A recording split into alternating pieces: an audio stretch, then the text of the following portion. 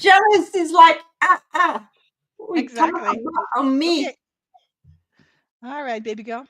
So that little dog that is trying to get my attention here is our little Crimson, but it's not about you today. So, Noortje, can you switch off the volume on your phone so that there is no echo? Am Try I? to.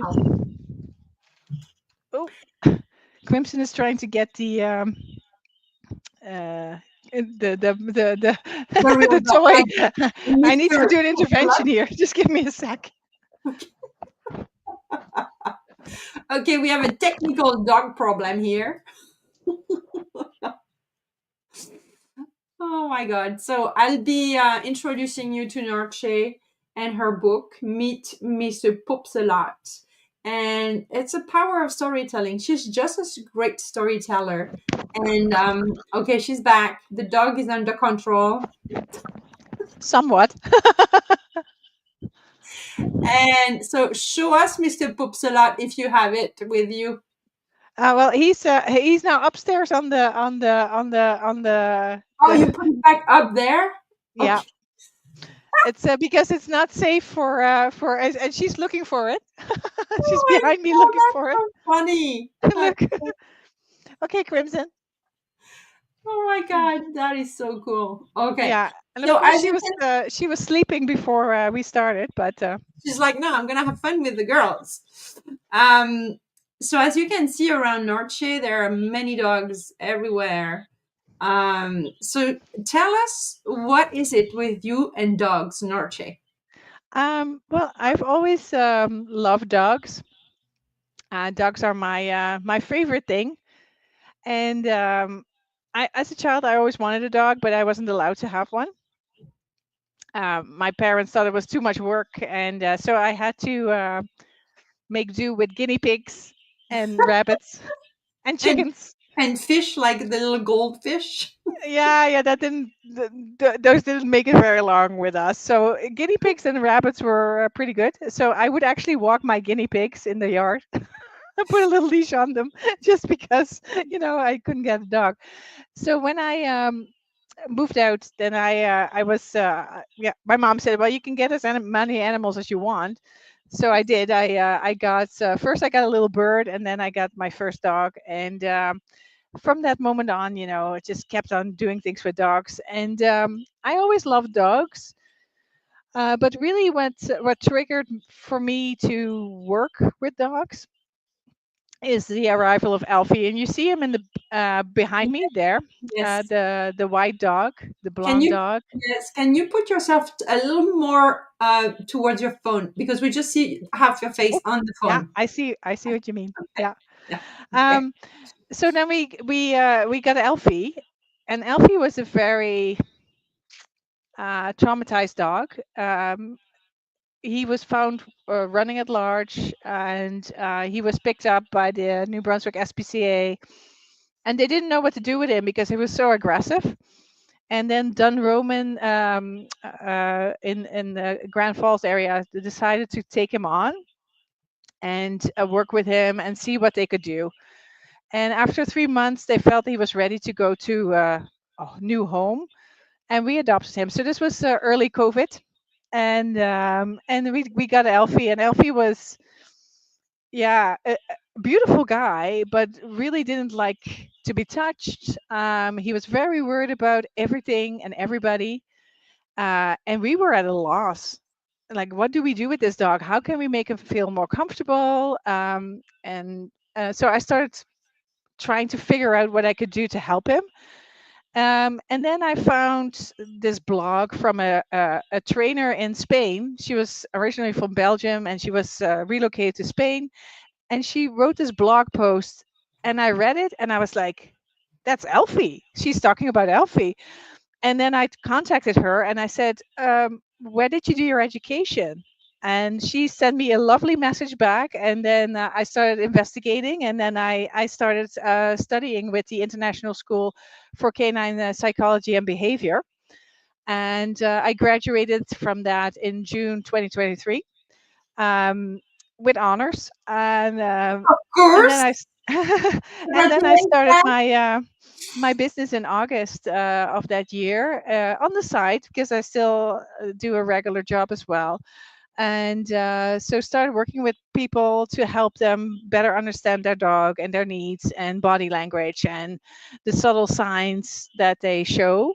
Yeah, and so that work prompted me. So I worked a lot with young families, with young children, and dogs who were not always very happy to be in contact with the children. Like this. Exactly. And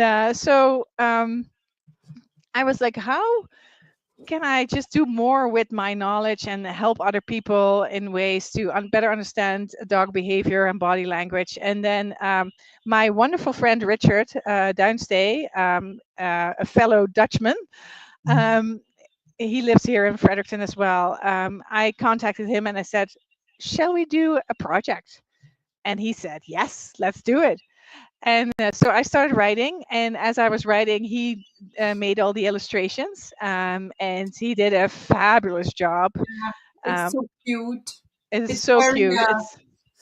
I don't It's know. really really well done. When I read it, I felt like a little girl. I felt in the story. Yeah, Yeah.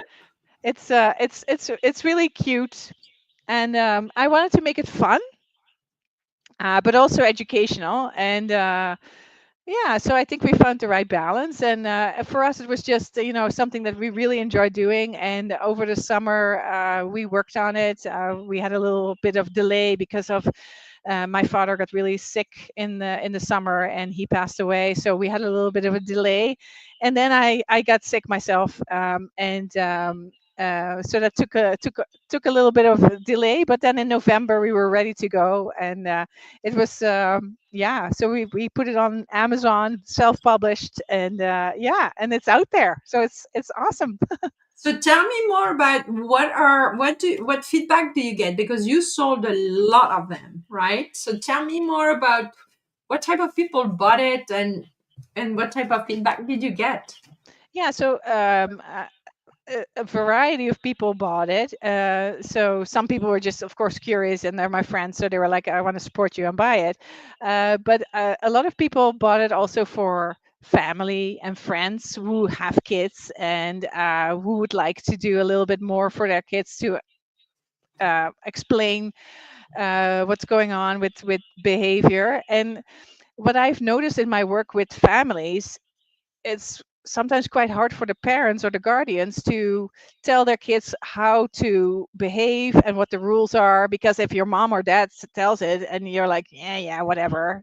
But if then the dog trainer comes in and they tell you how to behave, it makes it for a different approach. And so some of my clients bought it, and some of them are reading it still every day. It's like, okay, we need to go back to the rules. Like, what do? We leave the dog be when the dog is sleeping and stuff like that. And if the dog doesn't want to be petted, we don't pet it and stuff like that. So it's really good. And well, I've heard a lot of very positive reactions about the first 2 pages, where it is the word poop is used a lot. Yes, Pun intended. and Um, served beautifully, and I will not show it because it's really funny. yeah. And I just and he so the name of the book comes from a nickname that my one of my friends had for her dog years and years ago. That dog passed away quite a number of years ago, but she always called him Mr. Poopsalot. And I think that a lot of dog owners can appreciate that some dogs poop a lot. Yeah. And I thought it was just funny, so I was like, "Yeah, Mr. Poops a lot." It is just funny. So yeah, so that's why. So it's not his real name, of course. It's a nickname, but anyway, it just stuck, and yeah, we started working on it. And when Richard and I started working on it, so we had no idea what Mr. Poopsalot was going to look like. And we had a lunch meeting, and we were talking about the idea and blah blah. And then at the end of that day, I think he already sent me that picture that's on the front page to say, "I think this is him." And I said, "Yes, I think so too." I That's love him. it. I love it. Yeah. And I love that you have now the real thing, like how do you call it? A fur? No, like a fur, not It's fur. crocheted by Crochet. my dear friend Nicola. She is very talented. She can And make you all have the kinds of poop. things. You have the poop as well. I have a poop as well. Yeah. And so, Norche, oh my God, I had a question that was specific and it just slipped. Give me a second. I still have the poop here, so I can just Oh, show the you poop. have it. Show the poop. Yes. Yeah, there's Okay. the poop. I love it. Here's the question. I had a specific question. So, in the book, even though it's funny and it's like a cool story, I could feel, you know, how we feel when we have a dog and we don't know what to do with it. No matter what we try, kind of your story, that was my story with Liam at first, for the first 2 or 3 years. I was bruised everywhere. Like, I was like, we considered to give it back. Like, you feel so alone and so desperate, right? Yeah. And so, can you share with us maybe one piece of advice or one belief that we need to keep, believing that we can go through this and there is ways? So, I don't know what you want to offer us.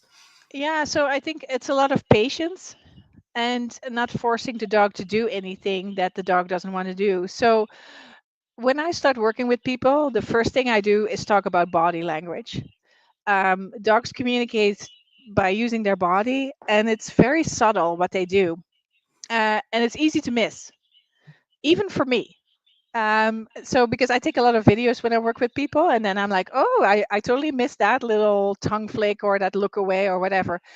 Um, and the more time you spend observing your dog, the better you understand like what mood state is he in and what do I need to do. Maybe I need to leave him alone. Maybe I need to engage in a game. Maybe we need to go for a walk. Um, so it could be all kinds of things, but it all starts with observing your dog and trying to understand like what is he trying to tell you, because he's trying to tell you something. So if a dog bites, he's trying to tell you something. And so a lot of people say that, well, that's a bad dog, but no, the dog doesn't resort to biting for no reason. And of course, other things can happen too. Like doesn't have to be as serious as a bite, but it could be a growl, or it could be a lunge, or it could be just the posturing. And a lot of time it's fear based. And the dog just feels very uncomfortable. So what does it do? It tries anything it can do to preserve itself. And if they cannot get away, then they will bark, lunge, growl to make you go away. And usually that works really well, because if you see a dog and the dog is not very friendly, what do? You move away. So I've worked with a lot of people where there's issues when they go on walks and they're very reactive to other dogs. And then as soon as you increase the distance and be at a place where they don't have to react to what they see, they're doing much better. And you teach them how to slowly, gradually do things. But really, key thing is body language, body language, body language. What is one body move that is the most ignored by dog owners? I think a lot is ignored because it's so subtle. So what dogs will do is give you like the whale eye, so they show you the whites of their eye, Yeah. um, a little lip lick or a nose lick, turning their Okay. head slightly away, uh, their ears going a little bit back. There's lots of subtle things, like all of a sudden they're very stiff. Yeah. Yeah, all those things. But like it's gradual. So what a dog will do is they will start with the least invasive, let's call it that. So like a look away, or a nose lick, or just showing the whites of their eyes. But it's really quick, and sometimes dogs who have been in very traumatic situations, they progress really quickly through a whole arsenal, and you call it we call it the aggression ladder sometimes. So it goes from a look away, a lip lick, whale eye, turning of the head, trying to get away, a growl, a lunge, a bite. And sometimes people say, well, my that came out of nowhere, that behavior came out of nowhere. Well, it didn't, but it probably progressed really quickly and you missed all the signals. And that is not a fault of people, because it's so subtle. And if you don't know, how can you Yeah. then make sure that your dog is safe? So just always watch. And so what I do when I meet a new dog, I will never go to the dog. The dog will always have to come to me at his or her terms, um, if they want to engage with me. And if they don't, I don't force it.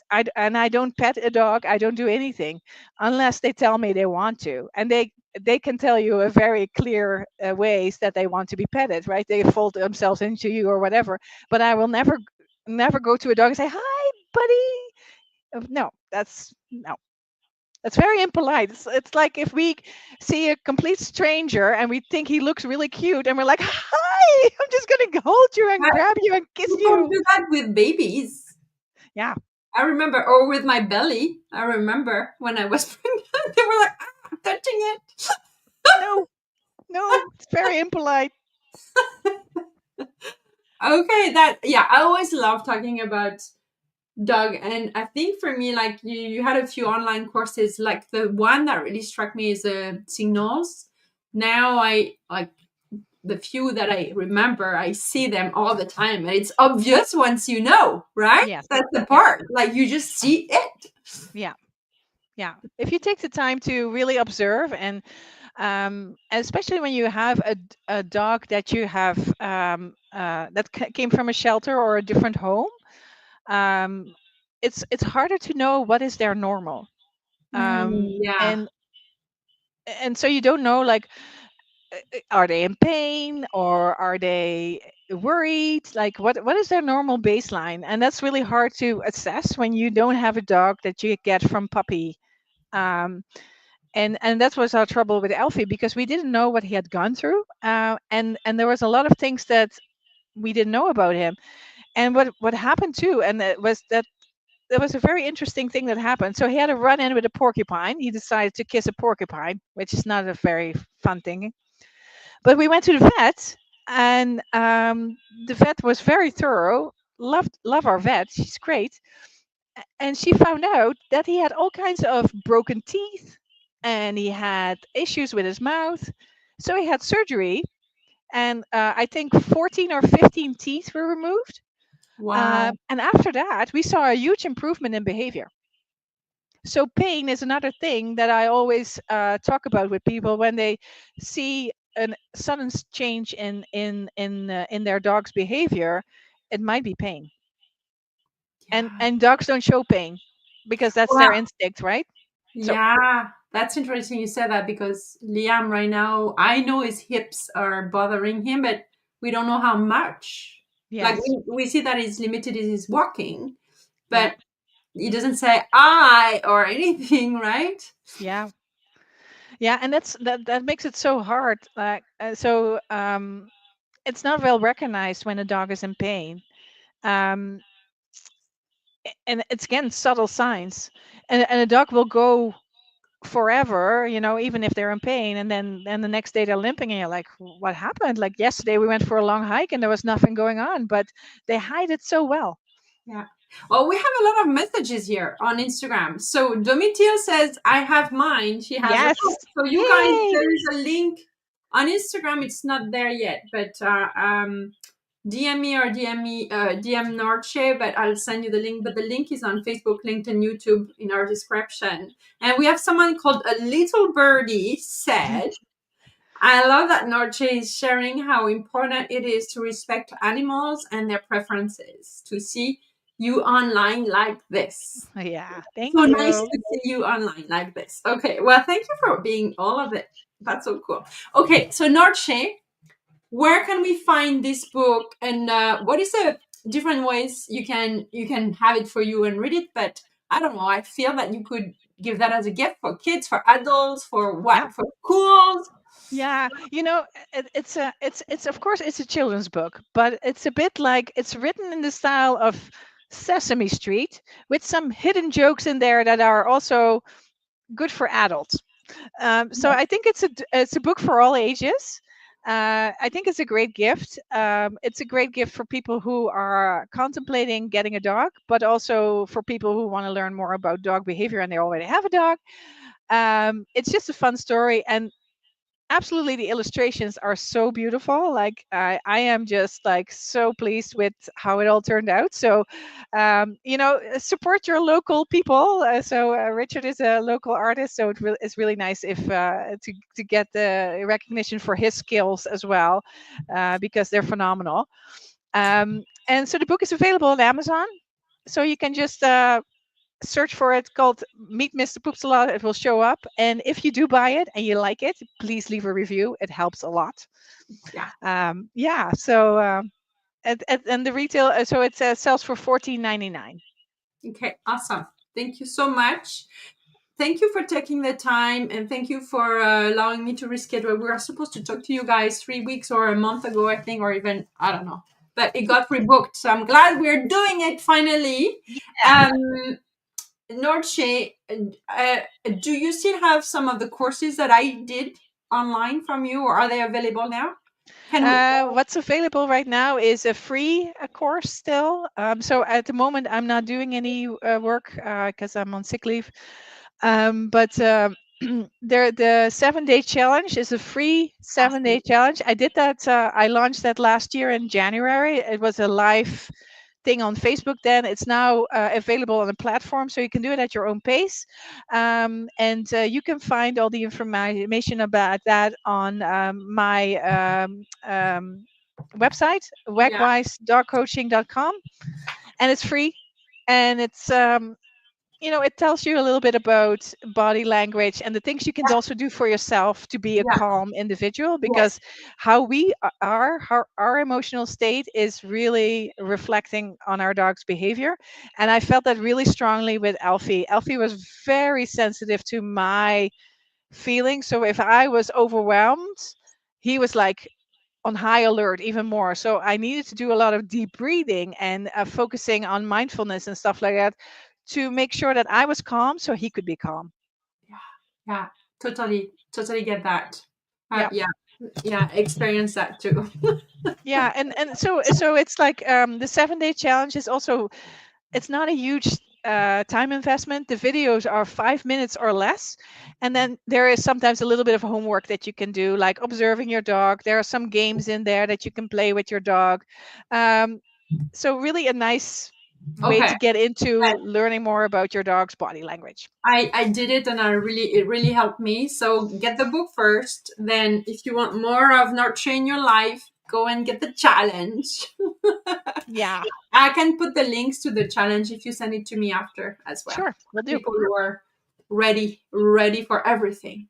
Okay. Yes, Thank you really good. so much, Narche. Thank you to all of you for being with us here. And Yeah, thank you. share away if you have friends who loves dogs, who are struggling with their pets right now. Because it's a thing. It's not just a dog on the corner. Like when it doesn't go well, it kind of impacts everything in your family, your relationships, your energy, and everything. Yeah, So and I think I just wanted to say one more thing. Like even sometimes people can be very mm, yeah, well, how can I say it? Maybe not very supportive when you have a dog that has challenges. And they will say, well, keep your dog under control. And this book is also great for them, because then they learn, like, okay, a dog is not behaving badly on purpose, and the owner is not at fault per se. They're struggling too. So just to give people space, when you see a dog that's struggling, like you see a dog and their owner struggling when you're out on a walk, the best thing you can do for them is leave, get away from them. leave, turn. Leave. Don't try to give tips about, I would do this. No, just leave. Give them space. Give them space. Yeah, Yeah. yeah, I love it. You're so wise. That's the name of your business. Okay. Okay, thank you so much. And Narcissus, you can stay with me backstage. I'm Yeah, gonna we'll close do. here. Ta All ta, right. ciao, ciao. Bye. And then here